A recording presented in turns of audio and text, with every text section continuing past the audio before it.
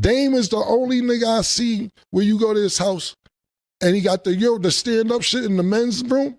He got a urinal in his house, in the movie room, a urinal. You go to Dame house, he got a crib in Malibu. Yo, you know these walls are made out of museum walls, right? This is the same shit they use in the museum. This ain't regular house walls. They make museums out. This is museum walls and shit. Bro, if you live like that, you gotta keep hustling. You can't buy all that shit you bought. Not being nice, I'm not even naming half of it. You can't buy all that shit and spend all that money and then be like, I shouldn't have to work anymore.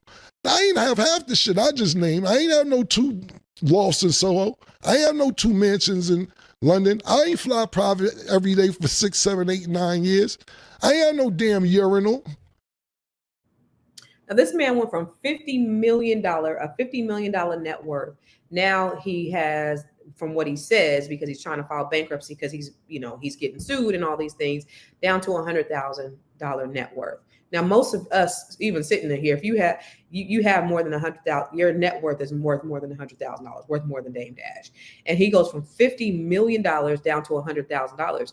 And that goes to number 2. So number 1 is like all that, spending on liabilities.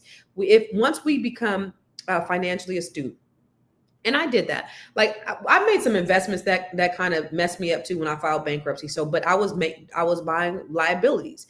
And so as you're making more money, all of a sudden you need more things. I need museum walls in my house. I need a house in London that I rarely go to. I need a couple over here, 2 around the corner, and I'm paying all this per month for what? So what happens is when we get a certain amount of money, even me making $200,000 or $300,000 a year as a 30-year-old, thinking, oh, this money's always going to be here, and it's not. At some point, you can lose out on the money if you do number 2, which is stop innovating, and that's one of the things that he did, and that's what Cameron touched on, is he stopped being innovative.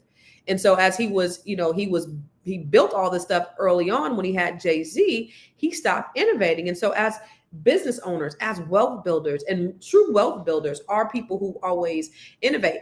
And before, the whole Elon Musk became political, one thing I used to always talk about in my talking points was Elon Musk. Because as entrepreneurs, we're always thinking about different ways that we can do things. We're always thinking about different ideas. We're always executing. I don't know if you know that Elon Musk, he was CEO of PayPal before he went to Tesla. And then you see how he's even, transitioned that to Starlink and all of these other things. And so that's what entrepreneurs do, is they continue to innovate.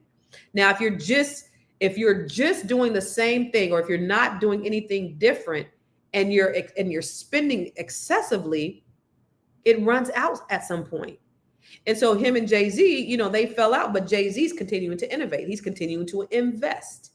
I was talking to my daughter the other day. She was like, man, Beyonce's always going to have money because she has, I don't even know all the things that Beyonce has because I don't follow her like that closely, but she has all of these business ventures. And as people, you don't even have to be a big time entrepreneur. You should have your money in all different things so that it's growing. The Bible says that we should have 8 revenue streams in case a disaster strikes. And so my money is in all these different things.